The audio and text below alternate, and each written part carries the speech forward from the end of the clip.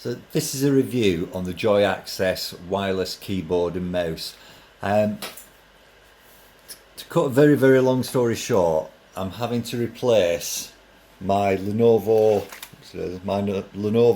keyboard and mouse for the Lenovo all-in-one 700 series that I've got in the background there.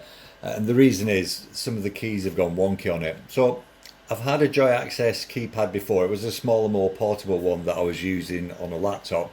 But I've decided to get this because unlike a lot of others that are out there, this is actually a rechargeable one, which makes a big difference. You never run out of batteries. You can always charge it up. They're absolutely fantastic. So what do you get with this? Right, you get your wireless receiver, which is that. And it does actually just fit into the base of the mouse for when it's not in use. Well, not for when it's not in use, for if you want it to be more portable. Now that I've picked that up off the floor. So that's the wireless receiver, and all that happens with that is it just goes into one of your USB ports. Now, Windows picks that up straight away, and if we have a look at the mouse now, it's obviously an optical mouse, and there's the charging point. You get a micro USB cable with it to charge it up. And when I charged it up, I think I only had it on charge for an hour, and there's a red light comes on when it's charging and a green light when it's finished, and it took less than an hour. So there's your on-off button. Switch it to on, and I'll just bring this over. You can see there's the mouse there. And something that you should know is on top, let's just bring it back again. Right.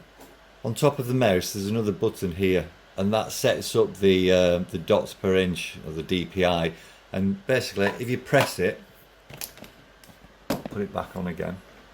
So there we go.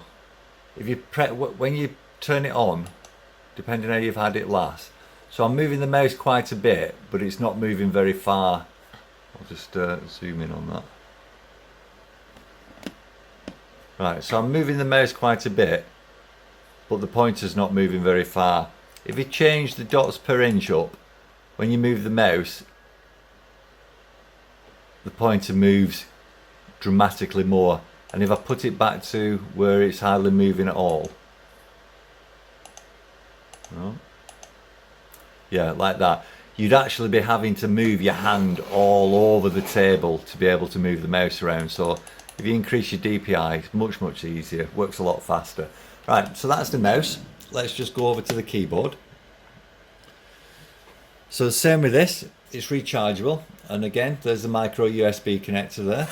And on the back, although there is a battery case, don't open this because there'll be nothing in it, or it'll be a rechargeable battery. It's actually sealed, so don't try opening it. And you've got your on-off button over at the other side, so we'll flick that to on. Right, now, if you get some cheap keyboards from abroad, you can find that they've got an international keyboard layout on it. This is the UK QWERTY keyboard layout. Your ampersand's still here, even though it's got your quotation marks above it. It all gets very confusing, but you don't have that with this. And the best thing of all is you've got a separate numeric pad. So if you can, if you're any good at using a proper calculator, then you'll know the benefit of having that separately. You're not having to go along the top for the numbers.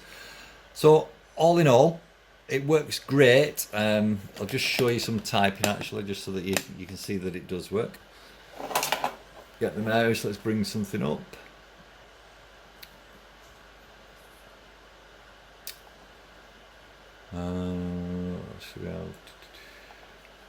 So if we come up to the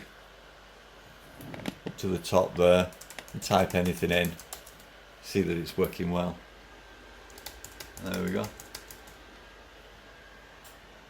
So for a negligible amount of money, I've now got a rechargeable wireless mouse and wireless keyboard that I can use on my laptop as well, so that I've got a proper numeric pad when I'm using the laptop. So big recommendation.